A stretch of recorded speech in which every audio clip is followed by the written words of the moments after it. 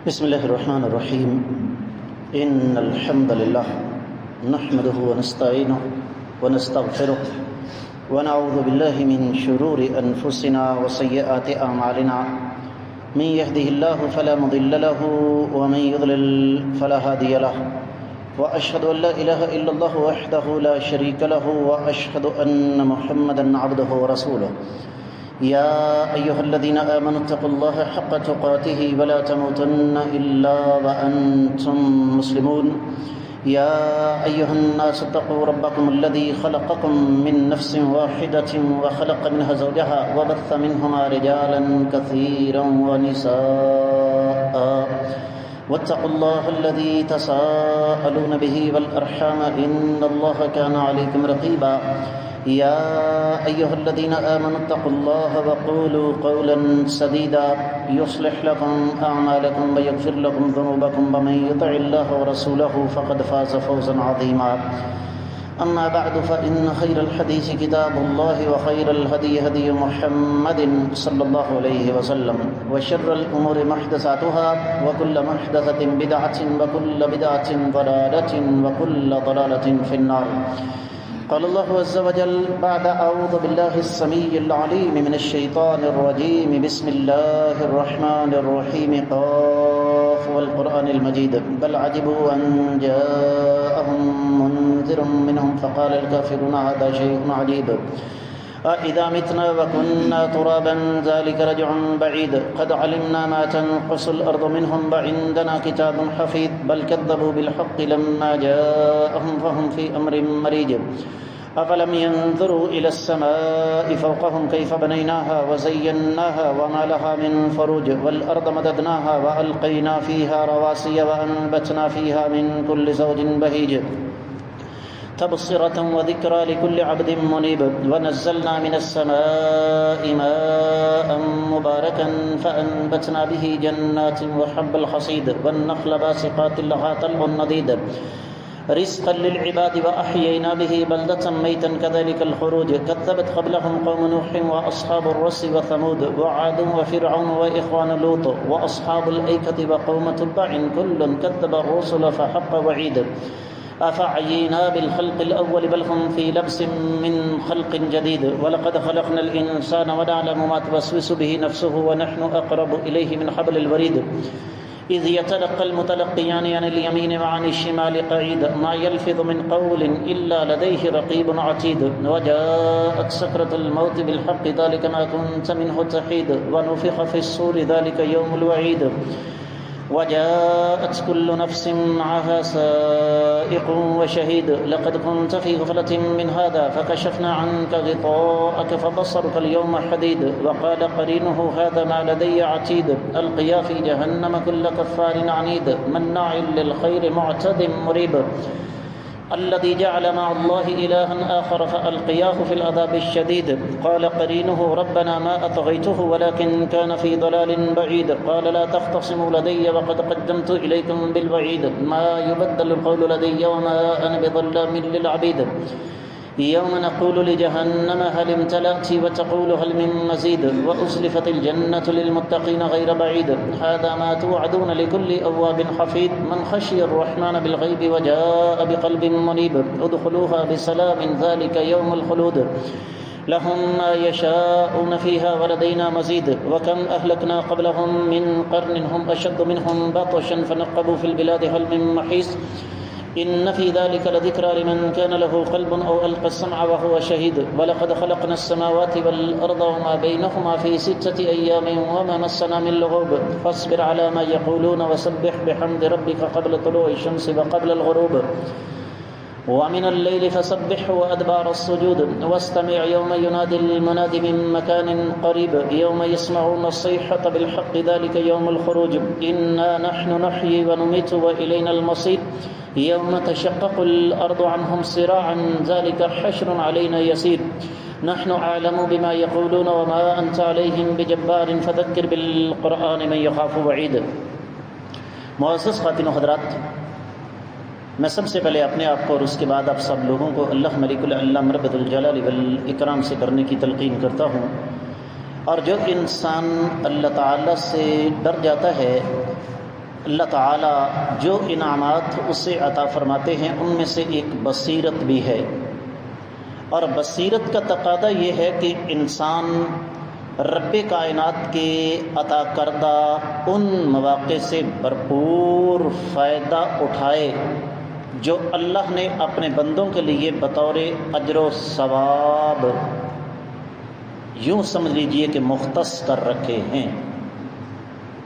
رب کائنات کا فضل، اللہ تعالیٰ کی توفیق، اس ذات بابرکات کی رحمت، آج 12 ذی الحجہ 1447 ہجری، دوسری طرف 29 مئی 2026 عیسوی، اور ہمارا آج کا موضوع ایام تشریق کیا ہیں اور ان کی اہمیت اور فضیلت کیا ہے۔ میں نے تمہیدی کلمات میں عرض کیا کہ رب کائنات یہ چاہتے ہیں کہ اللہ کے بندے اللہ تعالیٰ کی عطا کردہ نعمتوں سے فائدہ اٹھائیں۔ یوں سمجھ لیجئے کہ ایام تشریق یہ اللہ تعالیٰ کے انعامات میں سے ایک بہت بڑا انعام ہے۔ اور ایام تشریق ہیں کون کون سے؟ ذی الحجہ کی 11، 12 اور 13 تاریخ۔ اور یہ بات یاد رکھیے گا کہ ہم یہ سمجھتے ہیں، ابھی کچھ عرصے سے ہمیں یہ بات سمجھائی گئی، ورنہ اس سے پہلے ہمیں بھی پتہ نہیں تھا کہ عشرہ ذی الحجہ کی بھی کوئی فضیلت ہے۔ تو ہم نے یہ سمجھا 10 ذی الحجہ عید کا دن ختم ہوا، معاملات ختم ہو گئے۔ حقیقت یہ ہے کہ ان 3 دنوں کی بہت زیادہ اہمیت ہے، اور اس اہمیت کا اندازہ آپ اس بات سے لگا لیں کہ رب کائنات نے ان ایام کا تذکرہ قرآن مجید میں سورۃ البقرہ کی 230 آیت مبارکہ میں اس انداز سے فرمایا، وَاذْكُرُوا اللَّهَ فِي أَيَّامٍ مَّعْدُودَاتٍ۔ اللہ کے نزدیک ذکر کرو اللہ تعالیٰ کا گنتی کے دنوں میں۔ مسند احمد بن حنبل کی حدیث ہے، کائنات کے امام صلی اللہ علیہ وآلہ وسلم نے ارشاد فرمایا کہ اللہ کے نزدیک سب سے زیادہ عظمت والا دن یوم النحر ہے، 10 ذی الحجہ، اور فرمایا اس کے بعد یہ ایام ہیں، اور یہی وجہ ہے کہ اللہ ملک العلم رب الجلال والاکرام نے ان ایام کو حج کے ساتھ بھی منسلک کر دیا۔ آپ کے علم میں یہ بات ہونی چاہیے کہ حجاج کرام 8 ذی الحجہ کو منا جاتے ہیں، 9 ذی الحجہ کو عرفات پہنچتے ہیں، اور حج کا سب سے بڑا رکن وقوف عرفہ ادا کرتے ہیں۔ 9 کی شام کو یا رات کو مزدلفہ آتے ہیں، 10 تاریخ کو واپس مینا میں آ کر سب سے بڑے جمرے پر کنکر برساتے ہیں، قربانی کرتے ہیں، طواف کرتے ہیں، جسے طواف زیارت، طواف حج یا طواف افادہ کہا جاتا ہے، اور سعی کرتے ہیں۔ خاص طور پر جنہوں نے حج تمتع کرنا ہوتا ہے۔ اس کے بعد 10 تاریخ کے بعد ایام شروع ہوتے ہیں، 11، 12 اور 13۔ ان ایام میں حجاج کرام نے کوئی کام نہیں کرنا ہوتا، صرف اللہ کا ذکر کرنا ہے عرفات کے مزدلفہ مینا کے میدان میں، اور سورج ڈلنے سے لے کر سورج غروب ہونے تک تینوں جمرات پر 7 کنکر برسانا ہوتے ہیں۔ اور اس کا طریقہ کیا ہے؟ سب سے پہلے چھوٹے جمرے کو کنکر مارنے ہیں، وہ اس طریقے سے کہ بیت اللہ آپ کے بائیں ہاتھ ہو، مینا آپ کے دائیں ہاتھ ہو، جمرہ آپ کے سامنے ہو، آپ 7 کنکر فی کس برسائیں، وہ آپ اپنے مار رہے ہیں تب بھی، اپنے ساتھ 2 4 5 افراد کے مار رہے ہیں تب بھی، پھر جمرے کو کنکر مار کے آگے جا کے جمرے سے دائیں طرف ہٹ کر آپ نے دعا کرنی ہے۔ یہی معاملہ درمیانے جمرے کے ساتھ ہے، اور یہی معاملہ پھر تیسرے جمرے کے ساتھ ہے، لیکن تیسرے جمرے کو کنکر مارنے کے بعد دعا نہیں کی جاتی۔ اور میں یہاں خاص طور پر اس بات کی طرف اشارہ کرنا چاہوں گا، جن جن کے اعزاء و اقربا وہاں پر تشریف لے گئے ہیں، اللہ تعالیٰ سب کی حفاظت فرمائے، یا کسی بھی طریقے سے سوشل میڈیا کے ذریعے میری آواز ان حجاج کرام تک جن جن تک پہنچ رہی ہے، میری یہ خصوصی طور پر نصیحت ہوگی کہ آپ اگر 12 تاریخ کو سورج ڈوبنے سے پہلے پہلے تینوں جمرات کو کنکر مار کر منا کو چھوڑ دیں تو حج مکمل ہے، لیکن اگر آپ کو سورج غروب ہو گیا منا کے میدان میں 12 کا، تو آپ کو 13 تک وہاں رہنا ہوگا۔ اور میں یہ کہتا ہوں کہ آپ کو سورج غروب نہیں بھی ہوا تو تب بھی آپ 13 تاریخ کو وہاں رہیں۔ اللہ تعالیٰ فرماتے ہیں وَمَن تَعَجَّلَ فِي يَوْمَيْنِ فَلَا إِثْمَ عَلَيْهِ وَمَن تَأَخَّرَ فَلَا إِثْمَ عَلَيْهِ لِمَنِ اتَّقَىٰ۔ جو 2 دن 11 اور 12 ان 2 دنوں میں جمرات پر کنکر مار کر آ جائے اس پر کوئی گناہ نہیں، لیکن جو تقوی اختیار کرنا چاہتا ہے، جو زیادہ خیر اختیار کرنا چاہتا ہے، جو زیادہ اجر و ثواب اختیار کرنا چاہتا ہے، وہ 13 تاریخ کو بھی وہاں پر رہے۔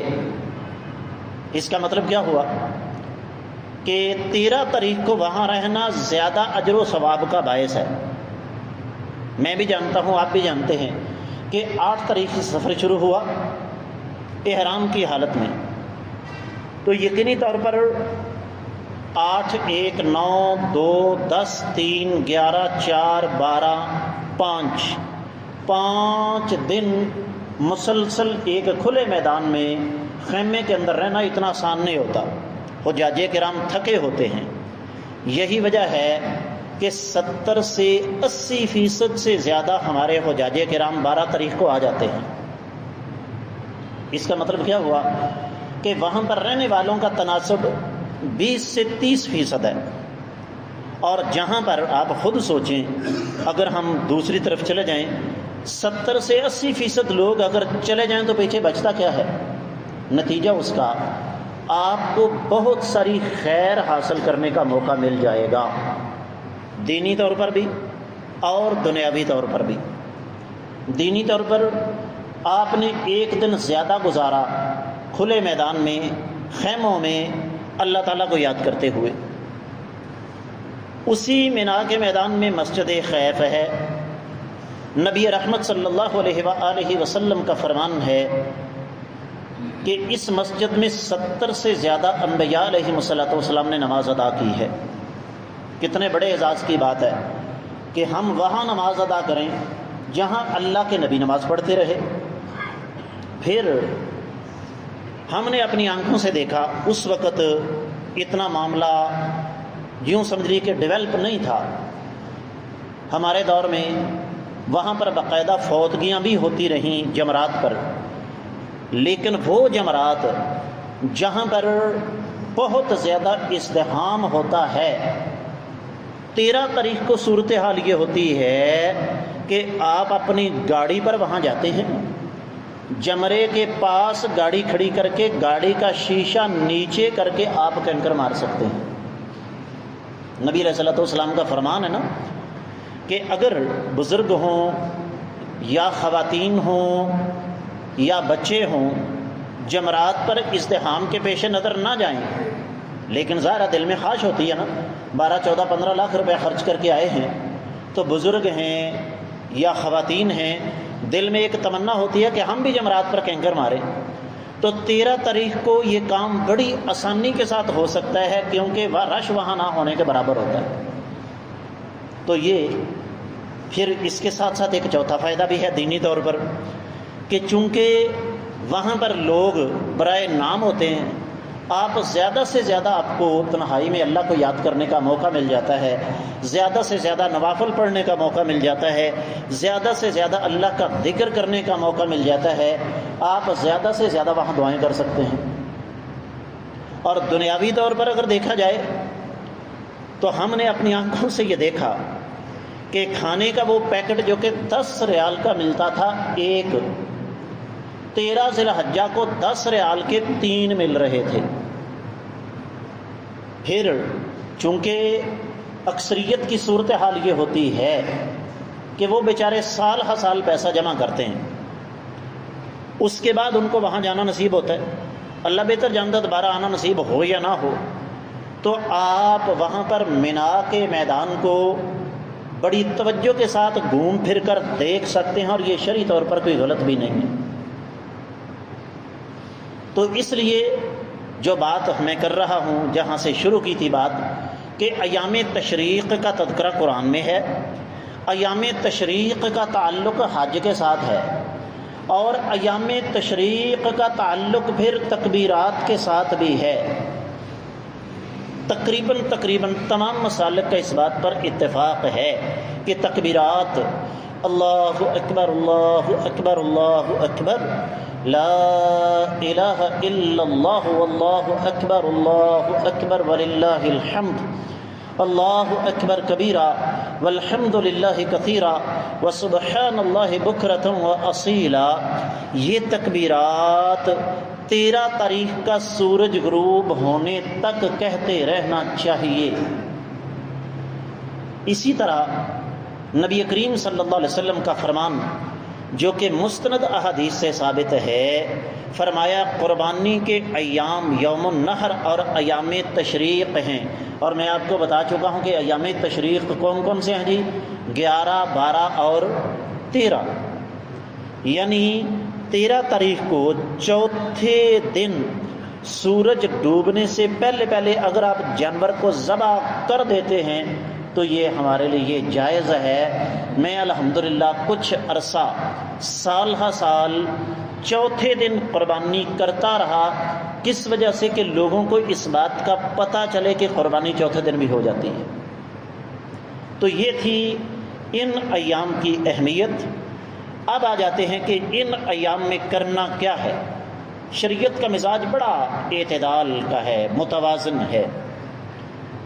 سب سے پہلے صحیح مسلم میں حدیث ہے، نبی علیہ الصلوۃ والسلام نے ارشاد فرمایا، ایام التشریق ایام اکل و شرب و ذکر اللہ، روزہ ایک رکھ لینا بندہ، تو حدیث کے لفظ ہیں، نبی علیہ السلام نے فرمایا جس نے اللہ کی رضا کے لیے ایک روزہ رکھا، رب کائنات اس کو جہنم سے 80 میل کی مسافت پر کر دیں گے۔ لیکن ان ایام کے دوران روزہ رکھنا حرام ہے۔ میں نے منع کا لفظ نہیں استعمال کیا، ان ایام میں روزہ رکھنا کیا ہے جی؟ حرام ہے۔ کس لیے کہ حدیث کہہ رہی ہے کہ یہ ایام کھانے پینے کے ہیں، اور صحیح مسلم ہی کے الفاظ ہیں کہ جس آدمی نے، جس عورت نے ان ایام میں روزہ رکھا وہ اپنا روزہ ختم کر دے۔ اور پھر یہ ہے دنیاوی طور پر کہ یہ ایام کھانے پینے کے ہیں، لیکن ساتھ ساتھ کیا ہے، انسان کھائے۔ نبی علیہ الصلوۃ والسلام کا فرمان ہے، اللہ تعالیٰ اس بندے سے خوش ہوتے ہیں جو لقمہ کھاتا ہے اور اللہ کا شکر ادا کرتا ہے، پانی کا گھونٹ پیتا ہے تو اللہ تعالیٰ کا شکر ادا کرتا ہے۔ اس کا مطلب کیا ہوا کہ دین اور دنیا ساتھ ساتھ، دنیا دین سے باہر نہیں ہے۔ اللہ تعالیٰ فرماتے ہیں فَإِذَا قَضَيْتُمُ الصَّلَاةَ فَاذْكُرُوا اللَّهَ قِيَامًا وَقُعُودًا وَعَلَى جُنُوبِكُمْ، سورۃ النساء کی 130 آیت مبارکہ ہے جب تم نماز ادا کر چکو تو اللہ تعالیٰ کا ذکر کیا کرو، کھڑے بھی، بیٹھے بھی اور لیٹے ہوئے بھی۔ اس کا مطلب کیا ہوا کہ ان ایام میں کثرت کے ساتھ اللہ تعالیٰ کا ذکر کرنا چاہیے۔ بندہ ہر وقت گفتگو کے اندر مشغول تو نہیں ہوتا، لیٹے ہوئے، بیٹھے ہوئے، چلتے پھرتے تکبیرات کا اہتمام کرنا چاہیے۔ اور یہی وجہ ہے کہ رب کائنات نے سورۃ البقرہ کی 200ویں آیت مبارکہ میں ارشاد فرمایا فَإِذَا قَضَيْتُم مَنَاسِكَكُمْ فَاذْكُرُوا اللَّهَ كَذِكْرِكُمْ آبَاءَكُمْ أَوْ أَشَدَّ ذِكْرًا، کہ جب تم حج کے مناسک ادا کر چکو تو اللہ تعالیٰ کا ذکر ایسے ہی کیا کرو جیسے اپنے آباء و اجداد کو یاد کرتے ہو، بلکہ اللہ کا ذکر اس سے بڑھ کر کیا کرو۔ تو یہ پہلا کام ہے جو ان ایام میں ہم نے کرنا ہے، کہ روزہ رکھنا حرام ہے ان ایام میں۔ اللہ تعالیٰ نے جتنی توفیق دی ہے اس کے مطابق کھائیں بھی ہیں، لیکن ساتھ ساتھ کثرت کے ساتھ اللہ ملک العلام رب ذو الجلال والاکرام کا ذکر ضرور کریں۔ اب یہاں پر ایک دوسری چیز ہمارے سامنے آ جاتی ہے، جس طرح کہ میں نے ابھی آپ کو بتایا کہ ان ایام میں کثرت کے ساتھ اللہ تعالیٰ کا جو ذکر کرنا ہے ان میں تکبیرات ہیں۔ بعض علماء سخت اختلاف کرتے ہیں کہ جی یہ جو فرض نماز سلام پھیرنے کے بعد یہ اہتمام کیا جاتا ہے تکبیرات کا، یہ شرعی طور پر درست نہیں۔ گزارش یہ ہے، ایک تو اس سلسلے میں ہمیں صحابہ کرام رضوان اللہ علیہم اجمعین، خاص طور پر سیدنا عبداللہ بن عمر رضی اللہ تعالی عنہما اور دیگر اسلاف کا عمل مل جاتا ہے کہ وہ نماز کے بعد خصوصی طور پر تکبیرات کہا کرتے تھے۔ لیکن اس کا مطلب یہ نہیں کہ ہم صرف نماز کے بعد ہی یہ تکبیرات کہیں، بلکہ نماز کے علاوہ بھی اٹھتے بیٹھتے چلتے پھرتے کثرت کے ساتھ اللہ تعالیٰ کا ذکر کرنا ہے۔ اور کیوں کرنا ہے؟ اس لیے کہ یہ تکبیرات اللہ کی عظمت، اللہ کی تعریف اور اللہ کے شکر کی آئینہ دار ہیں۔ اللہ اکبر، اللہ اکبر، اللہ اکبر، اللہ سب سے بڑے ہیں۔ لا الہ الا اللہ، اللہ کی کبریائی بیان ہو گئی۔ اب کیا ہے؟ لا الہ الا اللہ، اللہ کے سوا کوئی لائق عبادت نہیں ہے۔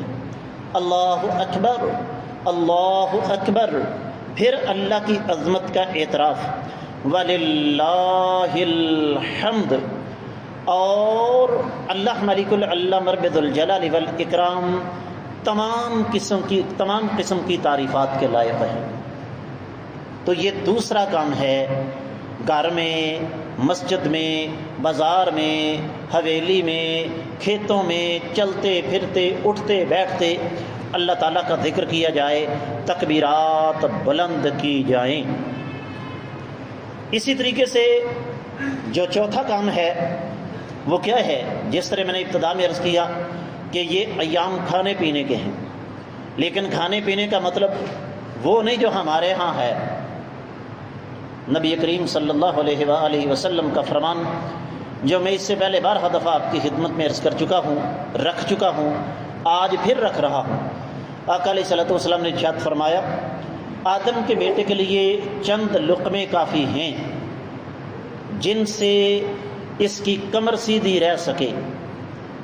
اگر زیادہ کھانا چاہے تو اپنے پیٹ کے 3 حصے کرے، ایک حصہ کھانے کے لیے، ایک حصہ پانی کے لیے اور ایک حصہ سانس لینے کے لیے۔ جو ہمارے ہاں سلسلہ ہے نا، ابھی یہ عید ختم ہو گئی، چھٹیاں ختم ہونے کی دیر ہے، ڈاکٹروں حکیموں کے پاس جا کر دیکھیے گا، وہاں پر آپ کو باری نہیں آئے گی۔ وجہ کیا ہے؟ سبب کیا ہے؟ کہ ہم نے اندھا دھند کھانا ہے۔ پیٹ کے 3 حصے، گوشت روٹی کے ساتھ نہیں، گوشت کے ساتھ پر، اب سانس نہیں نکل رہا، پھر جناب خوراک کی نالی کے اندر جلن ہوگی، پھر مثانے کی تکلیف، پھر قبض ہو جائے گی، پھر معدے کے اندر اینٹھن آئے گی، یہ سارے کے سارے مسائل ہیں۔ تو کھائیں ضرور، لیکن کھانے سے پہلے بسم اللہ اور کھانے کے بعد کی دعا۔ یہ جو آپ کو کہتے ہیں نا کہ جناب یہ دعا کے منکر ہیں، ان مساکین کو کیا پتہ دعا کیا ہوتی ہے؟ ہماری 90% سے زیادہ تعداد جو ہے، بلکہ 95% سے زیادہ تعداد کو پتہ ہی نہیں کہ کھانا کھانے کے بعد کی دعا نبی علیہ السلام نے ہمیں بتائی کیا ہے۔ الحمدللہ الذی اطعمنی ھذا ورزقنیہ من غیر حول منی ولا قوہ۔ اسی طریقے سے جو چوتھا کام ہم نے کرنا ہے وہ یہ کہ چونکہ یہ ایک موسم ہے، یہ ایک وقت ہے، ایسے ایام ہیں کہ جن میں جس آدمی کو سارا سال گوشت نصیب نہیں ہوتا وہ بھی کھا لیتا ہے۔ اور یاد رکھیے حکم تکلیفی کی 5 اقسام ہیں، میں ٹیکنیکل زبان میں آپ کو سمجھاتا ہوں۔ ایک ہے فرض۔ فرض کی تعریف کیا ہے جی؟ جس کے کرنے سے اجر ملے اور چھوڑنے سے گناہ ملے۔ اس کے مقابلے میں حرامات ہے، جس کے کرنے سے گناہ ہو اور چھوڑنا باعث اجر و ثواب ہو۔ اس کے بعد آتا ہے مستحب۔ مستحب کی تعریف کیا ہے؟ جس کا کرنا بہت زیادہ اجر و ثواب کا باعث ہو لیکن چھوڑنے سے گناہ نہ ہو۔ جس طرح نفلی روزے ہیں، نفلی عبادت ہے۔ اس کے مقابلے میں آتا ہے مکروہ۔ مکروہ کہتے ہیں اسے جو حرام تو نہیں لیکن اس کا چھوڑ دینا کرنے کی نسبت بہتر ہے۔ 5ویں چیز آ جاتی ہے مباح۔ مباح کی تعریف کیا ہے؟ جس کا گناہ ثواب کے ساتھ کوئی تعلق نہیں، آپ کا جی چاہے تو وہ کریں، جی چاہے تو نہ کریں۔ لیکن دلچسپ بات یہ ہے کہ ایک مباح کام صرف نیت کی تبدیلی سے ثواب یا گناہ کا باعث بن جاتا ہے۔ باریک بات ہے، توجہ کیجیے گا۔ مثال کے طور پر قربانی کے ایام میں میں اور آپ کھانا کھاتے ہیں، گوشت کھاتے ہیں، اور کھاتے ہوئے نیت کیا کرتے ہیں کہ میں یہ اللہ کی نعمت کھاؤں گا، اس سے اللہ تعالیٰ کی عبادت کرنے کے لیے میرے جسم کے اندر توانائی آ جائے گی۔ ایک ایک لقمہ ہمارا باعث اجر و ثواب ہے۔ اور اس کے برعکس اگر کوئی بد نصیب اس لیے کہتا ہے لاؤ بھائی پلیٹ نہیں پرات گوشت کی، میں کھاؤں، میرے جسم کے اندر توانائی آئے، دل کے اندر نیت یہ ہو کہ محلے داروں کی ایسی کی تیسی ہے مگر میں کسی کو سکون لینے دوں تو اپنے باپ کا بیٹا نہیں، تو یقیناً اس کا یہ مباح کام اس کے لیے باعث گناہ ہوگا۔ تو حاصل کلام کیا ہوا کہ جب ہم کھائیں نیت یہ رکھیں کہ الہ العالمین میں اس قابل نہیں تھا۔ یہاں پر میں کسی کی بات نہیں کرتا، میں اپنی بات کرتا ہوں۔ سال ہر سال گزر گئے، اللہ نے قربانی کی توفیق نہیں دی، اتنا مال پاس نہیں تھا، اور آپ میں سے بھی کئی میرے جیسے ہوں گے۔ تو رب کائنات نے اگر ہمیں آج اس قابل بنایا ہے کہ اول تو چھوٹا نہیں تو پورے کا پورا بڑا جانور، بھائی خالد جی اللہ تعالیٰ کا فضل ہے نا یہ کہ رب کائنات نے آج ہمیں اس قابل بنا دیا۔ ایک وقت تھا کہ ہم ایک ایک حصہ بڑے جانور میں ڈالتے تھے، اور آج الحمدللہ ثم الحمدللہ ملک صاحب بسا اوقات ایک سے زیادہ بڑا جانور ہم اللہ کی راہ میں اکیلے ذبح کرتے ہیں۔ تو نیت یہ رکھیں کہ میں رب کائنات کی اس نعمت کو کھا کے جو توانائی آئے گی اس توانائی کو اللہ کے لیے، اللہ کی عبادت کے لیے استعمال کروں گا۔ ہمارا وہ گوشت کھانا بھی اللہ کے ہاں اجر و ثواب کا باعث ہے۔ تو حاصل کلام کیا ہوا کہ یہ جو ایام تشریق ہیں 11، 12 اور 13، انہیں غنیمت سمجھ کر ہمیں زیادہ سے زیادہ اللہ کے قریب ہونے کی کوشش کرنی چاہیے، کثرت کے ساتھ اللہ تعالیٰ کا ذکر کرنا چاہیے، رہبانیت کو چھوڑ کر ان ایام میں روزہ رکھنے کی بجائے رب کائنات کی نعمتوں کو کھانا چاہیے۔ اللہ کی بارگاہ میں دعا ہے اللہ تعالیٰ ان ایام کو ہمارے لیے بابرکت بنا دے، اور اللہ تعالیٰ ہمیں اپنی نعمتوں کا شکر ادا کرنے کی توفیق عطا فرمائے۔ اللہ تعالیٰ کثرت کے ساتھ ہمیں اپنا ذکر کرنے کی توفیق عطا فرمائے۔ وما علیہ الا البلاغ۔